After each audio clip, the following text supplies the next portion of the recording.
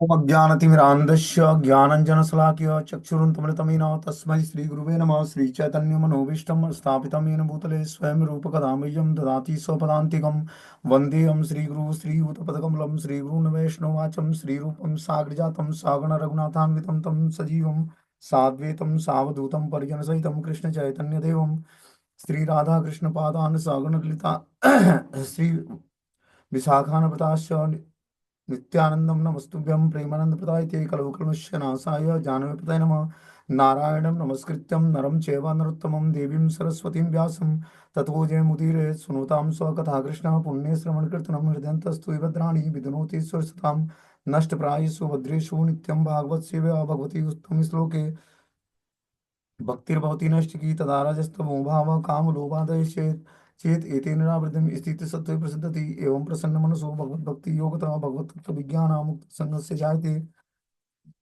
विद्यन्ते हृदयं ग्रन्थि छिद्यन्ते सर्वसंशयं क्षीयन्ते चास्य कर्माणि दृष्ट्वा एवात्मनीश्वरे। मुखं करोति वाचालं पङ्गुं लङ्घयते गिरिं यत्कृपातमहं वन्दे परमानन्दमाधवं। प्रह्लाद नारद पराशर पुण्डरीकं व्यासम् अम्बरीश सुख सौनक विस्मादालभ्यां रुक्मांग अर्जुन वसिष्ठं विभीषणादीनं पुण्यानि नामानि परं भागवत स्मरामि। हे कृष्ण करुणा सिंधु दीनबंधु जगतपते गोपेश गोपिका कांत राधा कांत नमस्तुते। तप्त कांचन गौरांगे श्री राधे वृंदावनेश्वरी वृषभानुसुते देवी प्रणमामि हरिप्रिये। वाञ्छाकल्पतरुवक्षा कृपा सिन्धुभ्यो च पतितानां पावनेभ्यो वैष्णवेभ्यो नमो नमः। जय श्री कृष्ण चैतन्य प्रभु नित्यानंद श्री अद्वैत गदाधर श्रीवासादि श्री गौर भक्तवृंद हरे कृष्णा हरे कृष्णा कृष्ण कृष्णा हरे हरे हरे राम राम राम हरे हरे।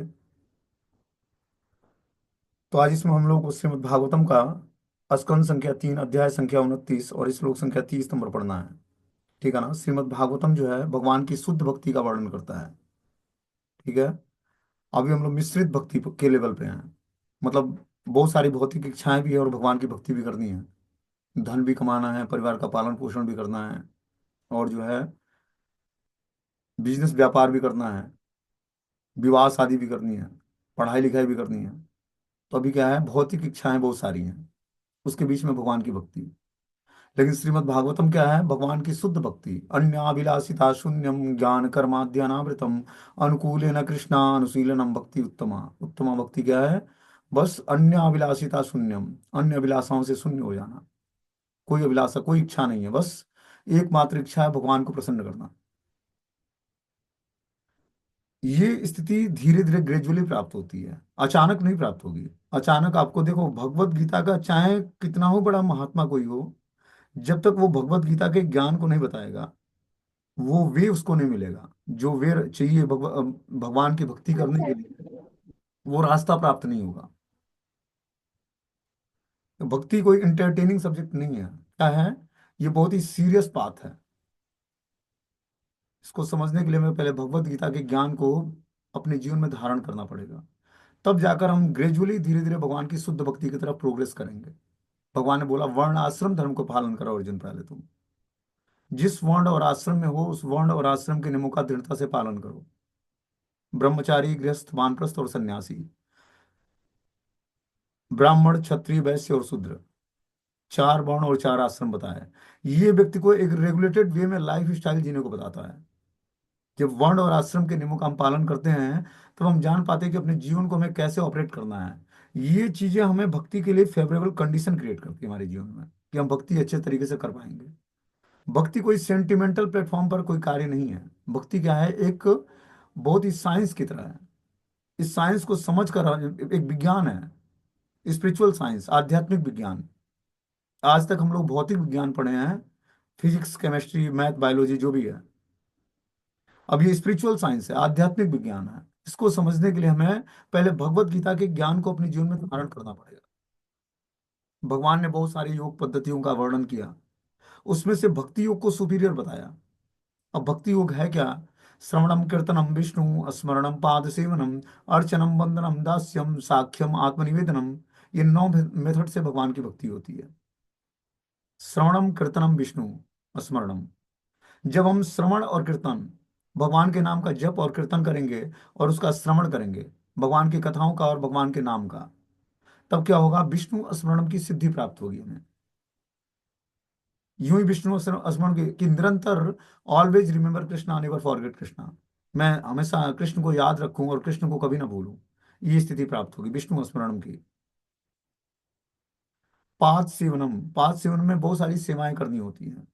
देखो, श्रवणम और कीर्तनम हमारा पूरे जीवन पर कंटिन्यू मेंटेन रखे, इसके लिए हमें पाद सेवनम, अर्चनम, वंदनम, दास्यम, साख्यम, आत्मनिवेदनम, जो भक्ति के और 7 मेथड हैं, इसको हमें अपने जीवन में करके और श्रवणम और कीर्तनम की स्वीकृति प्राप्त करनी है, और विष्णु स्मरणम की। श्रवणम, कीर्तनम और विष्णु स्मरणम तभी होगा, इसके अलावा जो 6 मेथड बताए गए, पाद सेवनम, अर्चनम, वंदनम, दास्यम, साख्यम, आत्मनिवेदनम, जब इस 6 मेथड को हम स्वीकार करते हैं और इस हिसाब से सेवाएं करते हैं, तब जाकर हमें श्रवणम, कीर्तनम और विष्णु स्मरणम की सिद्धि प्राप्त होती है। इसमें से लास्ट के 3 जो हैं, दास्यम, साख्यम और आत्मनिवेदनम, भगवान की दासता स्वीकार कर लेना, भगवान की को मित्र के रूप में स्वीकार कर लेना, और भगवान को सब कुछ समर्पित कर देना। ये स्थिति तभी व्यक्ति को प्राप्त होती है जब वो भक्ति के हायर स्टैंडर्ड को फॉलो करता है, मतलब उसके अंदर राग मार्ग की भक्ति प्रकट हो गई। तब वो भगवान को की दासता स्वीकार करता है, या भगवान को सखा के रूप में मानता है, या भगवान को सर्वस्व समर्पित कर देता है। अब राघवी मारवे जो इच्छा तुम्हारा, नित्य दास प्रति तुम्हारा अधिकार। हे भगवान, आप मुझे राखें या मारें, इस नित्य दास के प्रति आपका अधिकार है। मैं आपका नित्य दास हूँ। दासता तो स्वीकार करनी पड़ेगी भौतिक संसार में। या तो हम माया के दास बनेंगे, या भगवान के दास बनेंगे। भगवान का दास क्या होता है? बिंदास होता है। और माया का दास सदा उदास। और जब माया का दास बनेंगे तो सदा उदास रहेंगे, भौतिक संसार में चिंताग्रस्त रहेंगे। हमारे जीवन में क्या होगा? मैं जो चाहता हूं पूरा, आप जो चाहते हो उससे कहीं ज्यादा भगवान देने वाले हैं। इसके लिए हमें कृष्ण पर विश्वास उत्पन्न करना पड़ेगा, भक्ति पर विश्वास। भक्ति आपके पूरे जीवन को चेंज करने वाली है। आपको विश्वास ही नहीं होगा कि क्या हमारा जीवन है ये, जो हमने सोचा था उससे कहीं करोड़ों गुना ज्यादा हमें अच्छा मिला जीवन। समझ रहे बात को? जो आप अपनी सोच से अपना जीवन चेंज करना चाहते हो, व्यक्ति करना चाहता है कुछ धन कमाकर, कुछ जो है गाड़ी बंगला मोबाइल खरीद कर, या बड़े फ्लैट खरीद कर, या और ज्यादा स्ट्रगल करके धन कमाकर, या सरकारी या प्राइवेट जॉब खोज कर, उससे कहीं करोड़ों गुना ज्यादा भगवान कुछ देने वाले हैं हमें। ये महामंत्र देने वाला है। बस भज के तो देखो इसको। जीवन में चेंजेस क्या आते हैं, बदलाव क्या आता है, पूर्ण विश्वास के साथ। जैसे अभी अपने पुरुषार्थ पर हमें विश्वास है कि मैं भी कुछ हूं, मैं भी कुछ कर सकता हूं या कर सकती हूँ। ये अपने पुरुषार्थ पे हमें भरोसा है। लेकिन भगवान के पुरुषार्थ पर भरोसा करो, भगवान के नाम पर भरोसा करो। वो जो देंगे आपके लिए परमानेंट और कभी ना समाप्त होने वाला रास्ता बताएंगे। और हमेशा ब्रह्म भूत प्रसन्न आत्मा, आत्म साक्षात्कार से भरा होगा, सेल्फ रियलाइज्ड होगे। किसी से आपको कुछ चाहने की उम्मीद नहीं होगी।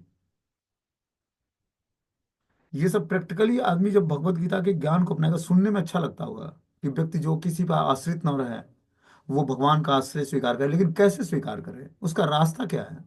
रास्ता है भगवत गीता। वो भगवत गीता के हमारे जीवन का लाइफ का एक मैनुअल बुक है। हम पढ़ें, उसको ऑपरेट करें अपने जीवन को।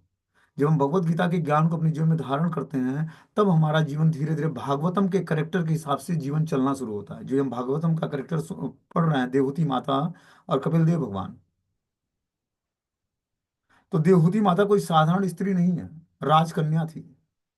उनका विवाह किससे हुआ? एक दरिद्र ब्राह्मण कर्दम मुनि से, जो महान योगी थे। अपनी योग शक्ति से उन्होंने हवाई महल बनवा दिया, राजाओं से भी कहीं उत्कृष्ट महल, हवाई महल। अब सोचिए एक ब्राह्मण में कितनी शक्ति है। हम सुनते हैं, रामायण में हमने एक स्टोरी सुनाई थी वशिष्ठ मुनि का। वशिष्ठ मुनि के पास एक गाय ऐसी थी कि विश्वामित्र मुनि अपने हजारों शिष्यों के साथ उनके वहां आए, और क्या देखते हैं कि उस गाय ने सारे अतिथियों का सत्कार किया, जो भी उसको चाहिए भोजन दूध जो भी, सब कुछ प्रदान किया। अब विश्वामित्र मुनि को लगा कि मैं क्षत्रिय राजा हूं, और मेरे पास ऐसी गाय होनी चाहिए। ऐसी गाय तो क्षत्रियों के पास होनी चाहिए, उनके पास हमेशा राजा से अतिथि मिलने आते रहते हैं। ये ब्राह्मण जंगल में इस गाय का क्या करेगा? तो उनके अंदर उस गाय को प्राप्त करने की इच्छा जागृत हो गई। फिर वशिष्ठ मुनि से बातचीत करते हैं, और आगे कुछ उनसे मतलब अच्छा व्यवहार नहीं करते हैं। जबरदस्ती गाय को ले जाने का प्रयास करते हैं। गाय अपने शरीर से बहुत सारे सैनिकों को प्रकट करती है और उनके सारे सैनिकों को परास्त कर देती है। कहने का उद्देश्य है कि हमें भक्ति करके जो चीजें प्राप्त होनी है जीवन में, उसकी तुलना हम अपनी छोटी बुद्धि से और अपनी प्लानिंग करके जीवन को सुधार नहीं सकते हैं। अपनी प्लानिंग की डोर बाकी बिहारी के हाथ में देनी पड़ेगी। वो जो हमारा जीवन का बागडोर लेंगे, कृष्ण, तो वो हमारे जीवन को सुधारेंगे। उनकी शरण ग्रहण करनी है। ये जीवन हमारा इसीलिए मिला है कि हम भागवतम की शरण ग्रहण करें। समझ रहे बात को? हम भागवतम की शरण ग्रहण करेंगे तो ये हमारा चरित्र और जीवन सुधारेगा। आपने कभी सोचा भी नहीं होगा कि हमारा जीवन ऐसा होगा। ऐसा जीवन भगवान देने वाले हैं, क्योंकि वो आपके भूत भविष्य वर्तमान सारे कर्मों को न्यूट्रलाइज करने वाले हैं, समाप्त करने वाले हैं। ये जीवन मनुष्य जीवन इसीलिए मिला है कि हम अपने को जान जाएं और अपने भगवान को जान जाएं, उनके साथ अपने संबंध को जागृत कर लें। जो संबंध करोड़ों जन्मों से बिछड़ा हुआ जीवात्मा इस भौतिक संसार में माया के लथेड़ों में घूमता हुआ और जो है मारपीट कर रहा है, वो भौतिक संसार में सुखी होने का प्रयास कर रहा है। मात्र कृष्ण की शरण ग्रहण कर लेगा जीवात्मा, तो वो वास्तविक सुखी हो जाएगा। उसी सुख की सभी तलाश में है, लेकिन रास्ता नहीं मिल रहा है। इसलिए भगवान ने कृपा किया है, गुरु वैष्णव का शरण ग्रहण करें हम। वो हमें बताएंगे कि रास्ता क्या है। अपने प्रयास से हम अपने जीवन को कभी सुधार नहीं पाएंगे। आज वही मन में संकल्प उठेगा, कल वही विकल्प बन जाएगा। ये रास्ता ठीक है हमारे लिए, कल वही रास्ता खराब हो जाएगा।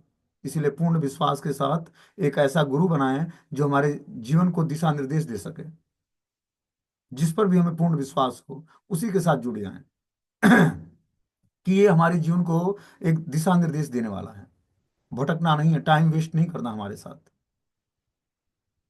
किसी दूसरे को स्वीकार करके उसके साथ रास्ता हाथ में हाथ पकड़ के चलना शुरू करना है। ये जीवन इसीलिए मिला है। ये क्लास तो चलता रहेगा, बंद हो जाएगा आगे चल के, या आगे भगवान की इच्छा हुई, गुरु की इच्छा हुई तो चलता रहेगा। लेकिन आप जो है अपने जीवन की बागडोर एक ऐसे गुरु के हाथ में दो जो आपको अच्छे तरीके से चला सके, वो आप पर शासन कर सके और आपको कंट्रोल कर सके। ये भक्ति का रास्ता स्वतंत्र नहीं है किसी का भी। ठीक है ना? जब कर्दम मुनि घर छोड़कर जाने लगे तो माता देवहूति को अपने पुत्र यंग पुत्र कपिल देव के हाथों में सौंप कर गए। स्त्री कभी भी स्वतंत्र नहीं है। उसको 25 वर्ष तक माता पिता गुरु के गाइडेंस में होनी चाहिए। उसके बाद 25 वर्ष से 50 वर्ष तक पति के गाइडेंस में होना चाहिए। और 50 वर्ष के बाद सियाने पुत्र के गाइडेंस में होना चाहिए। वो आध्यात्मिक जीवन में जुड़ गए तो उसका पूरा जीवन गुरु को समर्पित होना चाहिए। और ये सारी रिस्पॉन्सिबिलिटी उसको कैरी करना पड़ेगा। पति का उत्तरदायित्व तो निभाना पड़ेगा पत्नी के साथ, बेटे के साथ माँ का रिलेशनशिप निभाना पड़ेगा उसको जीवन के अंत तक। लेकिन आश्रय गुरु का लेना पड़ेगा जो हमें आध्यात्मिक रास्ते पर चलाना सिखाए। जो हम देवती देवती माता के चरित्र से सुनते हैं, ये भागवतम का एक एक चरित्र महान वरदान है हम लोग के लिए। इसको साधारण न समझें, ये पूरे जीवन को चेंज करने वाला है। देखो भगवान कपिल देव क्या ज्ञान देते हैं कि ध्वनि सुन सकने रूप भेदम विदस्तत्रम तद चोभ्य यदोदयम तेषां बहुपदा श्रेष्ठम चतुष्पादास्ततो द्विपादम। ध्वनि सुन सकने वाले प्राणियों की अपेक्षा वे श्रेष्ठ हैं जो एक रूप तथा दूसरे रूप में अंतर जान लेते हैं। इनमें भी अच्छे वे हैं जिनके ऊपरी तथा निचले दांत होते हैं, और इनमें भी श्रेष्ठ अनेक पांव वाले जीव हैं। इनमें भी श्रेष्ठ चौपाए और चौपाओं से भी बढ़कर मनुष्य हैं। ये बताना चाहते हैं कि मनुष्य जीवन कितना रेयर मिला है और कितना श्रेष्ठ जीवन है। बोलते हैं ध्वनि सुन सकने वाले प्राणियों की अपेक्षा वे श्रेष्ठ हैं जो एक रूप तथा दूसरे रूप में अंतर जान पाते हैं। कुछ जीवात्मा ऐसे हैं जो ध्वनि सुनते हैं, उनसे भी श्रेष्ठ हैं जो रूप में अंतर देख पाते हैं। उनमें भी अच्छे वे हैं जिनके ऊपरी तथा निचले दांत होते हैं, और उनसे भी श्रेष्ठ अनेक पांव वाले जीव हैं जिनके अनेक पांव होते हैं। उन श्रेष्ठ चौपाए में चौपाए जानवरों में भी चौपाए से भी बढ़कर मनुष्य हैं। बोलते हैं कहा जाता है कि कौवे जैसे कुछ पक्षी एक दूसरे रूप में अंतर कर सकते हैं। बड़े जैसे जीव जिनके पैर होते हैं वे बिना पैर वाले वृक्षों तथा वनस्पतियों से श्रेष्ठ हैं। चार पैर वाले पशु अनेक पैर वाले जीवों से श्रेष्ठ हैं। जो चार पैर वाले पशु होते हैं वो अनेक पैर वाले जीव होते हैं कुछ, उनसे श्रेष्ठ माने जाते हैं। पशुओं से भी श्रेष्ठ मनुष्य है क्योंकि उसके पास केवल दो पैर होता है। ततो वर्णाश्रम चत्वारम तेषां ब्राह्मणम उत्तमम ब्रह्मणे स्वपि वेदज्ञो अर्थो अव्यधिकस्तथा। मनुष्य को वह समाज सर्वोत्तम है जो गुण तथा कर्म के अनुसार विभाजित किया जाता है। देखो क्या बताया हमने, वर्ण और आश्रम बताया। वहीं यहाँ पर कपिल देव भगवान अपनी माता देवहूति को बताते हैं कि मनुष्य को में वह समाज सर्वोत्तम है जो गुण और कर्म के अनुसार विभाजित किया जाता है। देखो, जीवन में भक्ति करने के लिए हमें जो चांस मिला है, ये ऐसा नहीं कि जीवन में उथल पुथल मचाकर हम भक्ति करेंगे। भक्ति हमारे जीवन का अंग बना लेना है। जैसे हमें बिजनेस व्यापार करते हुए या अपने शरीर की एक्टिविटी को हम छोड़ते नहीं हैं। खाना पीना, सोना, मल त्याग करना, शरीर को स्वच्छ करना, स्नान करना, सब कुछ एक्टिविटी बहुत ही प्रॉपर तरीके से करते हैं तो हमारा माइंड दुरुस्त रहता है और बिजनेस व्यापार के लिए हम आगे बढ़ते हैं। उसी तरह हमारा एक आत्मा की नीड है भक्ति। समझ रहे बात को? आत्मा की आवश्यकता है भक्ति। जिस तरह शरीर की आवश्यकता सोना, खाना, आहार, निद्रा, भय और मैथुन, ये चार चीजें शरीर की आवश्यकताएं हैं। शरीर इससे तंदुरुस्त रहता है, हेल्दी रहता है। उसी तरह आत्मा की नीड क्या है? भगवान की भक्ति।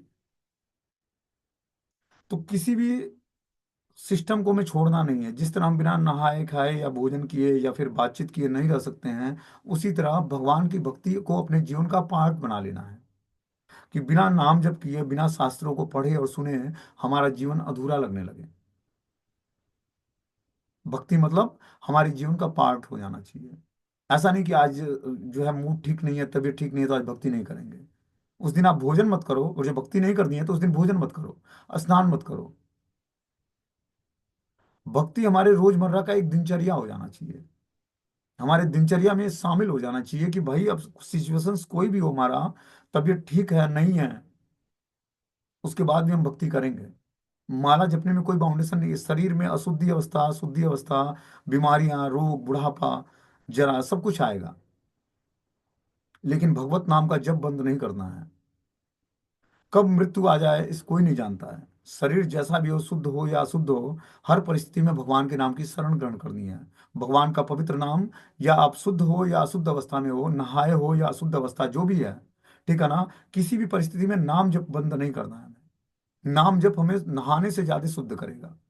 जितना स्नान करने से व्यक्ति पवित्र नहीं होता है, उतना पवित्र होता है भगवान का नाम जप करने से। क्योंकि भगवान का नाम जप जो है हृदय को पवित्र बना देता है, शरीर को भी पवित्र बनाता है और हृदय को भी पवित्र बनाता है। तो इस शरीर में बहुत सारी बीमारियां, रोगग्रस्त और जो है जन्म मृत्यु जरा व्याधि लगा रहेगा, और अशुद्धि और शुद्धि अवस्था सब कुछ आएगी इसमें। कभी हम पवित्र रहेंगे, कभी अशुद्ध रहेंगे, कभी बीमार रहेंगे, कभी हेल्दी रहेंगे। किसी भी सिचुएशंस में नाम जप नहीं बंद करना है। हाँ, जो गुरु प्रदत्त माला होती है उसमें हम अशुद्ध अवस्था में नाम जप ना करें। उस स्थिति में हमें क्या करना चाहिए? एक अलग से माला रखनी चाहिए, उस पर माला जप करनी चाहिए। जब हम पवित्रता का अनुभव करें तब हम उसको गंगा जल से धोकर और फिर उस पर गुरु प्रदत्त माला पर जप करें। लेकिन 5 दिनों तक, 6 दिनों तक, या अशुद्धि अवस्था में, मान लो कि हम सोच गए हैं, स्नान नहीं किए, और हमें ऐसा सिचुएशन है कि हम स्नान नहीं कर सकते हैं, तो गुरु प्रदत्त माला पे, तुलसी माला पे जप नहीं करनी है। उस स्थिति में हमें नीम की माला रखें, उस पर जाप करें, लेकिन मंत्र जाप नहीं छोड़ना है। क्योंकि एक बार दीक्षा हो गई तो 16 माला तो रेगुलर बेसिस आपको जप करना ही करना है, निर्धारित है। उसमें आपका ये काउंट नहीं होगा घर में कोई किसी की मृत्यु हो गई है, अशुभ वातावरण है, कोई भी कुछ भी हो जाए, ये आपकी आवश्यकता है। ऐसा नहीं घर में कोई अशुभ घटना हो गई तो आप खाना बंद कर देते हो या सोना बंद कर देते हो। तो कोई भी सिचुएशंस हो हमारे घर में, हर सिचुएशंस में या शरीर में कोई भी सिचुएशंस आ जाए, हमें अपना जाप बंद नहीं करना है। श्रवणम और कीर्तनम हमें पवित्र करेगा हर समय, चाहे हमारे जीवन का की कोई भी सिचुएशन, कोई भी स्थिति हो। बता रहे हैं इसमें कि ब्राह्मण, क्षत्रिय, वैश्य और शूद्र प्रणाली भारत में वर्तमान जाति प्रथा के अनुसार दूषित हो चुकी है। किंतु ऐसा लगता है कि यह प्रणाली दीर्घ काल से चली आ रही है, क्योंकि इसका उल्लेख श्रीमद् भागवतम और भगवद गीता में हुआ है। जब तक मानव समाज में बुद्धिमान वर्ग, योद्धा वर्ग, व्यापारी वर्ग और श्रमिक वर्ग के रूप में सामाजिक विभाजन नहीं होगा, तब तक सदैव वह वो बना रहेगा। कौन किस उद्देश्य से कर्म कर रहा है, जो व्यक्ति परम सत्य को समझ सके वह ब्राह्मण है। और जब ऐसा ब्राह्मण वेदज्ञ होता है तो वेदों का प्रयोजन समझ सकता है। वेदों का प्रयोजन पूर्ण ब्रह्म को समझना है। तो देखो, जन्म से सारे ही व्यक्ति कलयुग में शूद्र हैं। ठीक है ना? क्योंकि पहले गर्भाधान संस्कार होता था। माता पिता जो है, गर्भाधान संस्कार के अंतर्गत जो है, पिता के द्वारा माता के गर्भ में बच्चे को स्थापित किया जाता था बेर से। और वो जो बच्चा जो होता था वो बहुत ही सात्विक विचारधारा का होता था, क्योंकि गर्भधान संस्कार में मंत्र उच्चारण होता है और गर्भ को, माता के गर्भ को पवित्र किया जाता है। और इस तरह से गर्भाधान संस्कार के माध्यम से पिता के द्वारा माता के गर्भ में बच्चे को स्थापित किया जाता है। और वो जो बच्चा होता था वो बहुत ही सांस्कारिक होता था। लेकिन आजकल वो विधान नष्ट हो गए हैं कलयुग के प्रभाव के कारण। अब क्या होता है कि गर्भाधान संस्कार होता नहीं है, लोग भगवान की शरण लेते नहीं है। और वासनाओं के अंतर्गत बच्चे गर्भ में आते हैं। और वो बच्चे जब गर्भ में आते हैं, वो जब प्रकट होते हैं, तभी से वो खुराफाती होते हैं, तभी से उनके अंदर अशुभ लक्षण होते हैं। तो हर व्यक्ति जन्म से ही शुद्र है, क्योंकि उसका संस्कार नहीं हुआ जब वो माता के गर्भ में आया। जब वो संस्कार होता है, तब वो संस्कार के व्याप पे जब वो गर्भ में आता है, तो वो ब्राह्मणत्व की क्वालिटी धारण करता है। तो जन्मने जाए तो शूद्र, मतलब जन्म से सारे ही शूद्र हैं। संस्कारो भवे द्विजा, जब उसका संस्कार होता है तब वो द्विज बनता है। तो संस्कार किसका होता है? ब्राह्मण, क्षत्रिय और वैश्य का संस्कार होता है। शूद्र का संस्कार नहीं होता है। इन तीनों वर्गों का उपनयन संस्कार कराना चाहिए, ब्राह्मण का भी, क्षत्रिय का भी, वैश्य का भी। मतलब उसको गायत्री मंत्र दिया जाता है और जनेऊ संस्कार होता है। ये तीनों वर्ग जो है गायत्री मंत्र का जाप कर सकते हैं। अब इसमें जो ब्राह्मण वर्ग है वो क्या करेगा? पढ़ना, पढ़ाना, दान देना, दान लेना और यज्ञ करना और यज्ञ कराना, ये ब्राह्मण के कर्म है। क्षत्रिय का कर्म क्या है? प्रशासनिक कार्य करना। और वैश्य का कार्य है कृषि, गौरक्षम, वाणिज्यम, एग्रीकल्चर, काउ प्रोडक्शन और बिजनेस, व्यापार। तो इस तरह से हम अपने गुण और कर्मों के हिसाब से वर्ण आश्रम का सिलेक्शन करके और धीरे धीरे एक मनुष्य की कैटेगरी में आए। तब हम, हमारा जो है जेंटल बिहेवियर होगा। तब हमारे लिए भक्ति के लिए एक फेवरेबल कंडीशन क्रिएट होगा। और ये अपना संस्थान इसीलिए बहुत ही प्रोग्रेस कर रहा है, क्योंकि इसमें वर्ण और आश्रम को बहुत ही व्यवस्थित करके चलाया जाता है। तभी हम भक्ति करने के लिए फेवरेबल हमारे जीवन में कंडीशन क्रिएट होता है। देखो, भक्ति का कोई एक दिन का प्रोसेस नहीं है। अगर जो व्यक्ति फाइनेंशियली प्रॉब्लम में है, उसके धर्म, अर्थ, काम और मोक्ष रेगुलेट नहीं है। धर्म, अर्थ और काम, ये तीन चीजों को व्यक्ति रेगुलेट करके मनुष्य जीवन में आता है। तब वो मानव की कैटेगरी में आता है, मनुष्य की कैटेगरी में आता है। उसका धर्म, अर्थ और काम, तीन चीजें रेगुलेट नहीं है, तो मनुष्य की कैटेगरी में नहीं आएगा।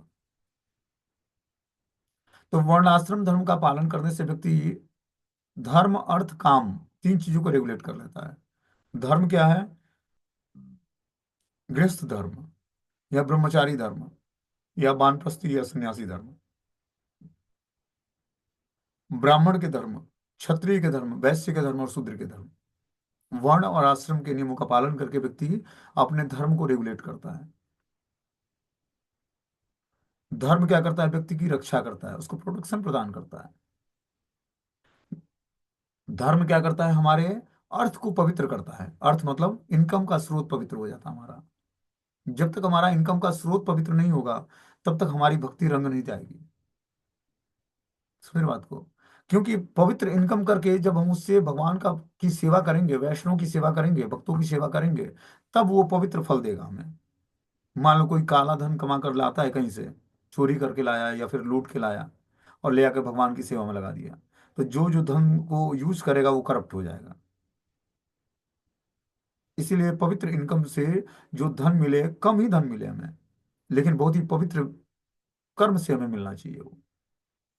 तब उस धन का हम यूज करके भगवान की सेवा में या वैष्णव की सेवा में करके हम उसको प्रसन्न, भगवान को प्रसन्न कर सकते हैं। तो इस तरह से जब हम वर्ण और आश्रम के नियमों का पालन करते हुए भगवान की भक्ति से जुड़ेंगे, तब हमारे जीवन में एक फेवरेबल चांसेस मिलेंगे हम, कि हम किस तरह भगवान की भक्ति को और अच्छे तरीके से कर पाए। बोलते हैं कि जो कोई परम सत्य को समझ सके वो ब्राह्मण कहलाता है। ब्राह्मण को भगवान इंटेलिजेंस, बुद्धि प्रदान करते हैं, सात्विक बुद्धि। हमने क्या बताया? जो ब्राह्मण होता है उसके अंदर सतोगुण की बुद्धि होती है। सतोगुण की बुद्धि क्या होती है? जो सात्विक कार्यों को कर सके। जो क्षत्रिय है उसके अंदर सतोगुण और रजोगुण का समावेश होता है। जो वैश्य है उसके अंदर रजोगुण और तमोगुण का समावेश होता है, और जो शूद्र होता है तमोगुणी होता है। तो इस तरह से गुणों का कल्टीवेशन करके हम अपने वास्तविक डेस्टिनेशन को प्राप्त कर सकते हैं। अब जो वर्ण और आश्रम के हिसाब से, जिस वर्ण और आश्रम में फिट बैठता है, उस हिसाब से आपको गुण और कर्मों का डेवलपमेंट करना पड़ेगा। तब आपके जीवन में भक्ति करने के लिए चांसेस आएंगे अच्छे तरीके से। बोलते हैं कि जो वह वेदों के प्रयोजन को समझ लेता है, वेदों का प्रयोजन पूर्ण ब्रह्म को समझना है। जो व्यक्ति परम सत्य को की तीन अवस्थाओं में ब्रह्म, परमात्मा और भगवान के रूप में समझता है, और जो भगवान का अर्थ समझता है, वो ब्राह्मणों में श्रेष्ठ अथवा वैष्णव माना जाता है। जो वैष्णव होते हैं वो परम ब्रह्म का रिलाइजेशन तीन कैटेगरी में करते हैं: ब्रह्म, परमात्मा और भगवान। तो जो भगवान का रिलेशन कर लेता है उसको ब्रह्म, परमात्मा और भगवान तीनों का रियलाइजेशन हो जाता है। मतलब भक्ति करके हम तीनों को रियलाइज कर पाएंगे, हम ब्रह्म को भी, परमात्मा को भी और भगवान को भी। जो परमात्मा का ध्यान करता है, हृदय में बैठे परमात्मा का ध्यान करता है, वो भगवान की भक्ति का आनंद नहीं ले पाएगा। और जो ब्रह्म का ध्यान करता है उसको ना तो परमात्मा का दर्शन होगा, ना भगवान की भक्ति का दर्शन होगा। वो ब्रह्म में ही लीन होना चाहेगा। ब्रह्म मतलब जो भगवान के शरीर से निकला हुआ तेज होता है, उसी में ब्रह्म ज्योति में विलीन हो जाएगा। ये उसका लास्ट डेस्टिनेशन है। लेकिन भगवान की भक्ति करके ब्रह्म, परमात्मा और भगवान तीनों का रिलेशन होगा। बोलते हैं अर्थ ज्ञान संशयो तेक्षाम ततम श्रेया स्वकर्मकृत मुक्त संगस्ततो भूयाम न दुग्धा धर्ममात्मनः। वेदों का तात्पर्य समझने वाले ब्राह्मणों की अपेक्षा वो मनुष्य श्रेष्ठ है जो सारे संशयों का निवारण कर दे, और उससे भी श्रेष्ठ वह है जो ब्राह्मण नियमों का दृढ़ता से पालन करता है। उससे भी श्रेष्ठ है समस्त भौतिक कलमश से मुक्त व्यक्ति, और इससे भी श्रेष्ठ वह शुद्ध भक्त है जो निष्काम भाव से भक्ति करता है। देखो क्या बता रहे हैं, श्रेष्ठता बताई जा रही है इसमें कि वेदों का तात्पर्य समझने वाला ब्राह्मण की अपेक्षा वो मनुष्य श्रेष्ठ है जो सारे संशयों का निवारण कर दे। देखो वेदों वेदों में सारे संशयों का निवारण नहीं है, क्योंकि वेद जो है शुद्ध भक्ति के बारे में नहीं बताता है। शुद्ध भक्ति का वर्णन तो हम श्रीमद् भागवतम जैसे ग्रंथ से सुनते हैं। श्रीमद् भागवतम में भगवान के शुद्ध भक्तों का चरित्र और भगवान की शुद्ध भक्ति का वर्णन है। बोलते हैं वेदों का तात्पर्य समझने वाले ब्राह्मणों की अपेक्षा वो मनुष्य श्रेष्ठ है जो सारे संशयों का निवारण कर दे। उससे भी श्रेष्ठ वह है जो ब्राह्मण नियमों का दृढ़ता से पालन करता है। जो वेद के नियमों का पालन करता है, ऐसा ब्राह्मण उससे श्रेष्ठ है जो अपने सारे संशयों का निवारण कर चुका है। सारे संशयों का निवारण वही कर सकता है जो भगवत गीता के ज्ञान को अपने जीवन में अंगीकार करेगा। क्योंकि शुरुआत में हम देखते हैं संशयग्रस्त था अर्जुन, कि क्या करूं क्या ना ना करूं, कैसी मुश्किल आए। कैसी मुश्किल आ गई भगवान, कि अब हमें पता नहीं लगता मैं क्या करूं और क्या ना करूं। ऐसा सिचुएशंस हर व्यक्ति के जीवन में आता है। जब वो ऐसे प्लेटफॉर्म पे खड़ा होता है कि उसको पता नहीं लगता कि अब जीवन का उद्देश्य क्या है, क्या करना है और क्या नहीं करना है। वो दिशा निर्देश हमें भगवत गीता से मिलेगी। भगवत गीता ऐसा नहीं कि 700 श्लोक जी हमने पढ़ा सुना जान गया, वो हमारे जीवन में आज ही प्रैक्टिकली उतरेगा। आपके जीवन में वो एक एक करके हर एक श्लोक जो है प्रकट होगा, प्रैक्टिकल दिखेगा कि ये श्लोक भगवान ने इस भगवत गीता के इस अध्याय में बोला है, और ये हमारे जीवन में आज प्रकट हो रहा है। इसका उपयोग हमें करना है आज। वो क्या है, प्रैक्टिकल साइंस है भगवत गीता, कि आप उसको पढ़ो, अपने जीवन में धारण करो। एक एक श्लोक आपको पूरे जीवन में, जीवन के अंत तक जब आप भक्ति करोगे तो एक एक श्लोक प्रकट होगा वो आपके जीवन में। कोई ऑर्डिनरी चीज नहीं, भगवान के मुखारविंद से निकला हुआ वो अमृत वचन है। समझ रहे बात को। तो उसको जीवन में हमें धारण करने के लिए पहले भगवत गीता को अच्छे तरीके से समझना पड़ेगा। इसीलिए 2 श्लोक रेगुलर बेसिस हमें पढ़ना चाहिए। उसका तात्पर्य पढ़ें और इस श्लोक का पढ़ें ध्यान पूर्वक। जब हम ऐसा करेंगे तब हम धीरे धीरे भगवत गीता के ज्ञान को जान पाएंगे। ऐसा नहीं कि 700 श्लोक समाप्त होकर भगवत गीता बंद करके रख दो जी, ऐसा नहीं है। सोने से पहले 2 श्लोक पढ़ें, उसका तात्पर्य पढ़ें, उसको समझने का प्रयास करें। कुछ इंपॉर्टेंट पॉइंट और जो उसमें शो होता है तो उसको लिखें और हाईलाइट कर लें। अब हमें अपने जीवन को इस तरह मोल्ड करना है कि बस हमारा जीवन आध्यात्मिक पाथ पर चलना शुरू कर दें। हर एक कार्य भगवान की प्रसन्नता के लिए हो जाए। उठना बैठना खाना पीना श्वास लेना, हर एक श्वास में भगवान का नाम। तब जाकर जीवन में बदलाव शुरू होगा। तब जाके हमारी मन बुद्धि स्थिर होगी। तब जाके चेतना भगवान में लगेगी। तब हमारे अंदर दृढ़ता आएगी। तब हम भक्ति करते हुए भगवान को प्राप्त करने की इच्छा जाग अभी भगवान को प्राप्त करने की इच्छा जागृत कहाँ हुई है? बहुत ही बिरले मनुष्य को भगवान के धाम जाने की इच्छा या भगवान को प्राप्त करने की इच्छा हो। भक्ति करने के बाद भी सबका उद्देश्य भगवान की भगवत धाम की प्राप्ति नहीं हो, ये बस सुना है सबने, लेकिन इंटरनल इच्छा नहीं है। इंटरनल इच्छा जब तक नहीं बनेगी, जब तक हमारे एक चॉकलेट खाने की भी इच्छा है, तब तक इस भौतिक संसार में आना पड़ेगा। हमने अपने अंतरंग इच्छाओं को चेंज करना है। जो हमारी डिजायर्स है, जब तक हम उसको चेंज नहीं करेंगे, इच्छाओं को और आसक्तियों को पवित्र नहीं करेंगे, तब तक हमारा जो है आध्यात्मिक जीवन शुरू नहीं होगा। क्योंकि हृदय में बैठे परमात्मा उन्हीं चीजों को हमें देते हैं जो हमारे हृदय की स्थिति होती है। अंत काल में जो हृदय की स्थिति होगी, उसी हिसाब से हमें अगला जीवन निर्धारित हो जाएगा हमारा। समझ रहे बात को? तो हमें अपनी आसक्तियों को और इच्छाओं को पवित्र करना है। ये तभी होगा जब हम धीरे धीरे दृढ़तापूर्वक भगवान की भक्ति से जुड़ेंगे और दृढ़तापूर्वक नियमों का पालन करेंगे। तब जाकर हमारे अंदर आध्यात्मिक चीजों को प्राप्त करने की इच्छा जागृत होगी।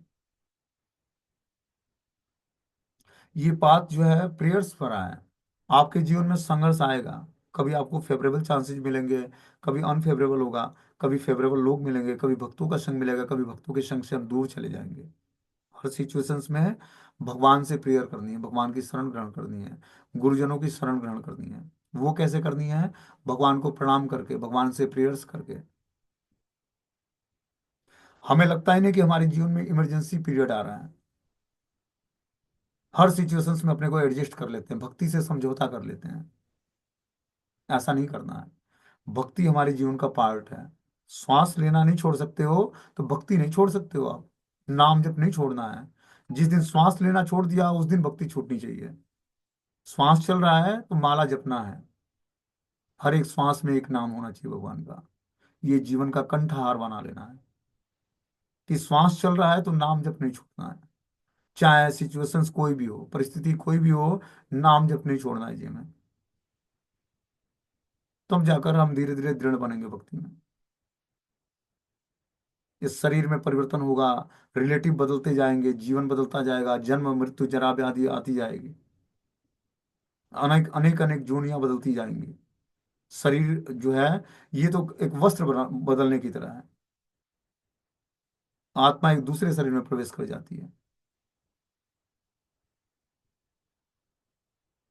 वासांसी जीर्णानि यथा विहाय नवानि देहि नरोपराणि। बोला ना भगवान अर्जुन। और भगवान ने बोला कि हे अर्जुन, जिस तरह व्यक्ति पुराने वस्त्र को त्याग करके और नए वस्त्र धारण करता है, उसी तरह आत्मा पुराने शरीर को छोड़कर नए शरीर को धारण करती है। कैसे नए शरीर धारण करती है? जैसे आपके हृदय की स्थिति होगी, वैसे ही नया शरीर धारण करेगी। हृदय की स्थिति कुत्ते की है, तो कुत्ते की मेंटालिटी लेकर कुत्ते के शरीर में वही आत्मा प्रवेश कर जाएगी। इसलिए अपने चिंतन को संभालना है, चिंतन को पवित्र करना है, उस रिलेशनशिप को तोड़ना है जिस रिलेशनशिप हमारे भक्ति के अनुकूल नहीं है। तब जाकर हमारा चिंतन सुधरेगा, और चिंतन ही हमारे जीवन को संवारेगा। चिंतन ही हमारे जीवन को पवित्र करेगा। चिंतन ही हमारे भक्तों के संग को मिलाएगा और हमारे जीवन को संवार कर भगवान की भक्ति में स्थिर करेगा, मन बुद्धि को एकाग्र करेगा। इसलिए अपने चित्त को संभालना है, चिंतन भगवान का करना है। हम लोग से सुनते हैं कि महाप्रभु ने बताया कि गोपियों की भक्ति सर्वश्रेष्ठ है। रामानंद राय से जब उनका डिस्कशन हुआ, तो उन्होंने क्या बताया कि जो गोपियों की भक्ति है वो सर्वोत्कृष्ट भक्ति है। तो उस भक्ति को प्राप्त करने के लिए हमें करना क्या होगा? गोपियों ने ऐसा नहीं परिवार त्याग दिया। गोपियां परिवार में रहते हुए कृष्ण से आसक्त थी, काम बहुत ही शार्पनेस के साथ करती। पारिवारिक जीवन में रहने वाले व्यक्ति को भगवत प्राप्ति कैसे होगी? जब वो परिवार में रहते हुए सारी सेवाओं को करते हुए और चिंतन भगवान का होगा। मान लो कि आज 22 घंटे घर में सेवा करनी है। ऐसा कोई फेस्टिवल आ गया कि 22 घंटे हमें घर में नहीं लगेंगे, हम घर के पारिवारिक जीवन के सदस्य हैं और 22 घंटे आज हमें लगना पड़ेगा, तो नाम जब कैसे होगा? उसमें भी अगर जो आप चिंतन करते हो कि आज माला नहीं हुई, माला नहीं हुई, माला नहीं हुई, तो आपका निश्चित रूप से माला धीरे धीरे आपको करने का टाइम मिल जाएगा। लेकिन आप अगर जो टालते जाते हो कि अभी नहीं नहीं करना है, थोड़ी देर बात कर लेंगे, कौन सा, अभी तो बहुत टाइम है, अभी तो दिन पड़ा है, रात पड़ी हुई है, कभी माला, तब आपका माला कभी नहीं होगा। हर सिचुएशंस में हमें ये अपने दिमाग में घंटी बजती रहनी चाहिए कि माला अभी आज हमारी नहीं हुई है, इसको पूरा करना है हमें, ये हमारी रिस्पॉन्सिबिलिटी है, तब हमारी माला होगी ठीक से। जब हम कंफर्टेबल वातावरण में होंगे, चलो अभी सुबह नहीं, दोपहर में कर लेंगे, शाम को कर लेंगे जी, अभी तो रात भी पड़ी है, सभी लोग सो जाएंगे तब जाप कर लेंगे, तब आज की माला कल होगी, कल की परसों होगी। क्योंकि सिचुएशंस पारिवारिक जीवन में एक जैसे नहीं रहने हैं, इसमें हमेशा उतार चढ़ाव बदलाव आएगा। हमें अपनी चेतना को संभाल कर स्थिर रखना है। आगे इसमें बता रहे हैं कि जो है जो व्यक्ति परम सत्य को तीन अवस्थाओं में ब्रह्म, परमात्मा और भगवान के रूप में समझ लेता है, जो भगवान का अर्थ समझता है, वो ब्राह्मणों में श्रेष्ठ और वैष्णव माना जाता है।